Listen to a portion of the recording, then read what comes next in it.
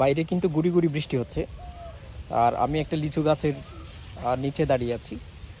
লিচু গাছটা একেবারে ছাতার মতো চারপাশে এমন করে ছড়িয়ে আছে যে বৃষ্টি কোনো মতেই আপনার মাথার উপর পড়বে না।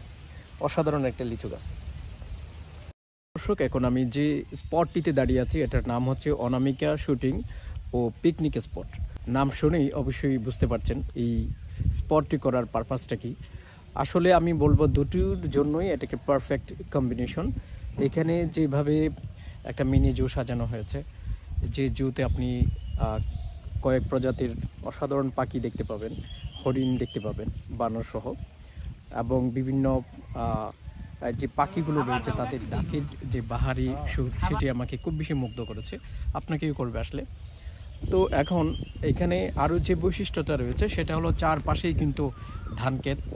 পুরো পরিবেশটা একটা গ্রামীণ পরিবেশ হওয়ায় এখানে যে মানে নীরব নিস্তব্ধতা সেটা অসাধারণ। এবং একটা পুকুর রয়েছে, যে পুকুরে আপনি বোট দিয়ে চলাফেরা করার সুযোগ সুবিধা পাবেন। এবং এখানে বিভিন্ন ধরনের ফুল ফলের গাছে ভরপুর, বহু ধরনের গাছ এখানে আছে। এক কথায় আমি বলবো এটা একটা অসাধারণ জায়গা।